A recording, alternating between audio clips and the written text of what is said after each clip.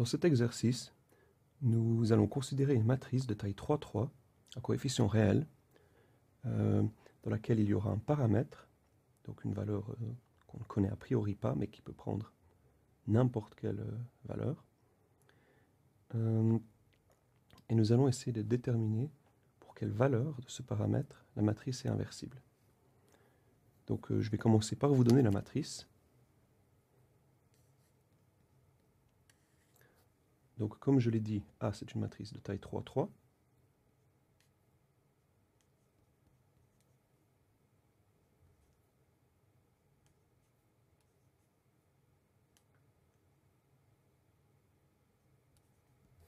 Et A est mon paramètre.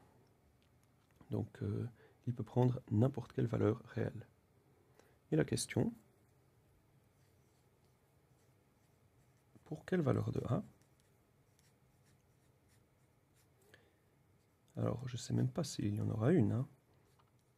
Donc encore moins s'il y en aura plusieurs, mais peut-être qu'il n'y en a aucune, ou peut-être qu'il y en a 5, peut-être qu'il y en a une infinité, peut-être une seule, donc je ne sais pas.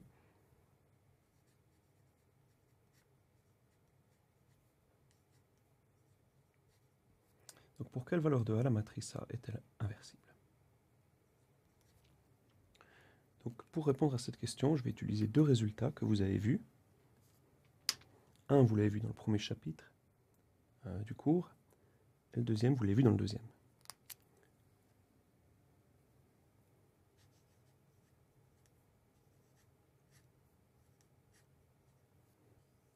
Donc le premier résultat vous dit qu'en fait une matrice de taille nn quelconque, donc une matrice carrée,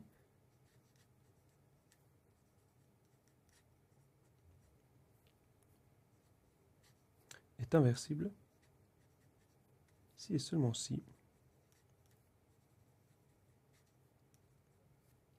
le système homogène AX égale 0 admet une unique solution. Donc je vous rappelle qu'un système homogène admet toujours une solution, la solution triviale, donc le vecteur nul,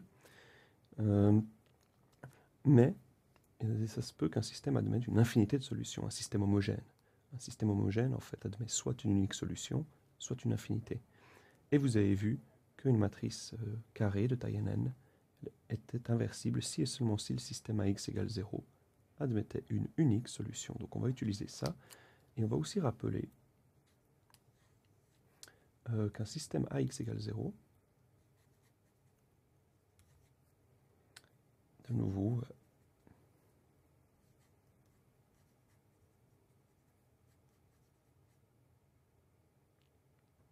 est une matrice carrée de taille nn, admet une unique solution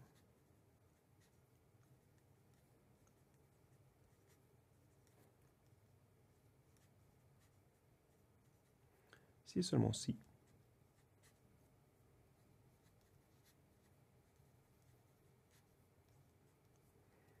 la matrice A est ligne équivalente à une matrice échelonnée qui contient exactement n pivots.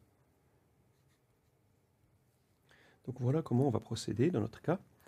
On a notre matrice A ici là-haut, qui a un paramètre, petit a, et on doit essayer de répondre à la question pour quelle valeur de A la matrice est-elle inversible. On va commencer, on veut que le système AX égale 0 admette une unique solution, mais d'après 2, ça c'est la même chose que de dire que A est ligne équivalente à une matrice échelonnée qui contient exactement 3 pivots. Donc on va échelonner A, et on va essayer de regarder quelle matrice on obtient lorsqu'on échelonne. Est-ce que c'est une matrice qui a 3 pivots, 2, 1? Donc on part de A.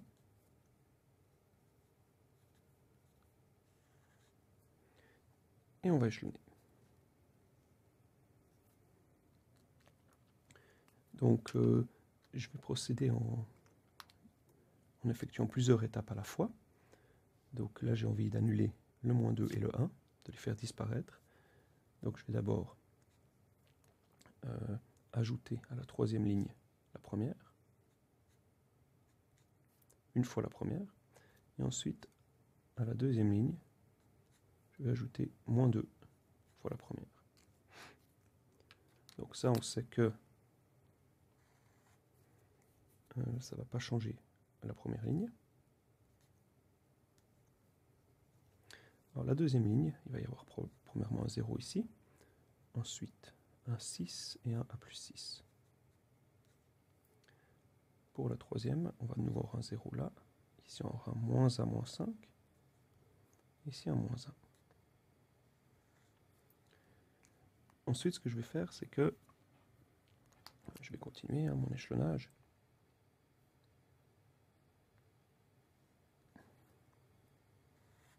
J'ai envie d'avoir un 1 ici.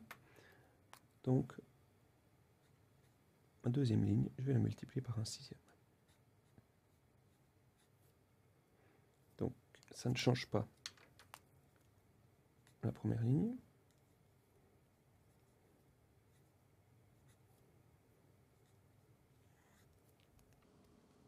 Et ça ne change non plus pas la troisième ligne. Mais la deuxième ligne, elle devient maintenant 0, 1, 1 sixième de A plus 6. Finalement, ce qu'il me reste à faire, c'est annuler ce moins A moins 5. Pour ce faire, j'ai qu'à ajouter à la troisième ligne A plus 5 fois la deuxième.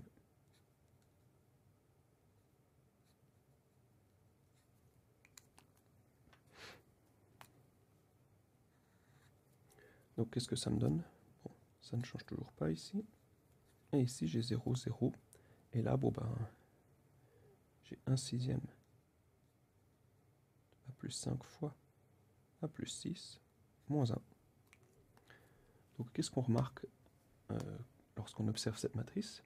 On voit qu'il y a un pivot ici et un autre pivot là. Mais cette quantité ici, on ne sait pas trop si elle est nulle ou pas. Ça dépend de A. Peut-être qu'elle n'est jamais nulle. Peut-être qu'elle est nulle qu'une fois. Ça revient un peu à chercher les zéros d'un polynôme en A de degré 2, donc on sait qu'il n'y a pas 1500 possibilités. On sait qu'il n'y aura soit pas de 0, soit 1, soit 2. Donc là où on en est, je fais juste la remarque. Donc A est inversible. Donc on sait que A est inversible si et seulement si ce système admet une unique solution. Et ça, d'après 2, c'est si et seulement si A est ligne équivalente à une matrice échelonnée qui contient 3 pivots.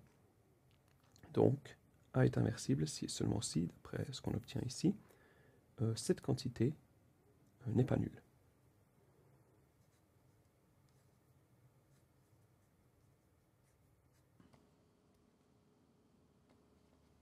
Mais maintenant, on peut changer la forme de cette expression de manière à savoir plus facilement quand elle est nulle ou non. Je vais commencer par mettre un sixième en évidence, ce qui me donne un sixième fois plus 5 fois plus 6 moins 6. Ensuite, je vais développer tout ça, et je vais mettre ensemble ce que je peux mettre ensemble, et finalement factoriser. Donc là, j'ai du A plus 3, A plus 8. Comme 3 fois 8, 24, 3 plus 8, 11. Ok. Donc quelle est la conclusion ici?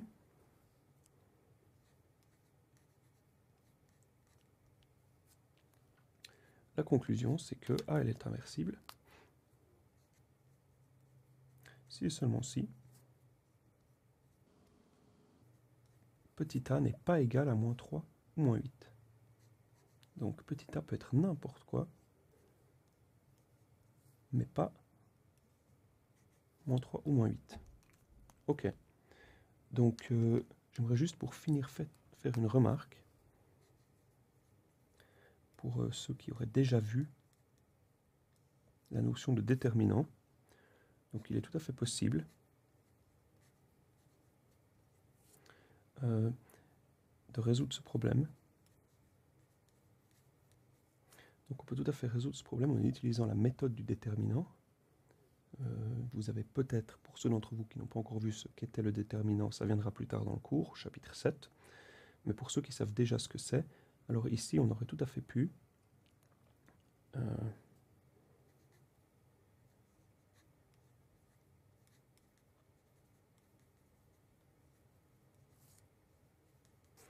on aurait pu trouver les valeurs de A